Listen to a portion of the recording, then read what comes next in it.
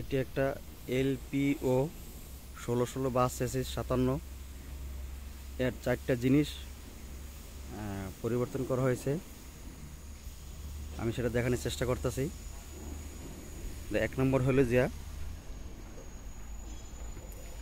যাকে বলা হয় ইঞ্জিন হুড বা ইঞ্জিন কাভার, এটা পরিবর্তন করা হয়েছে। এই যে আমি দেখানোর চেষ্টা করতেছি।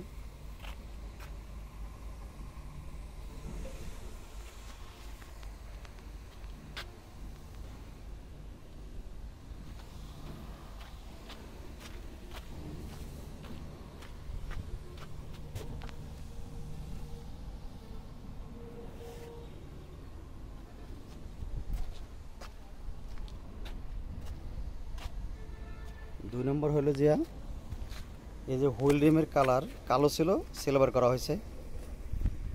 3 নম্বর হলো সাইলেন্সার বক্সের থেকে পাইপ মাঝখানে ছিল, এটা পিছনে নেওয়া হয়েছে। এই যে আমি দেখানোর চেষ্টা করতেছি।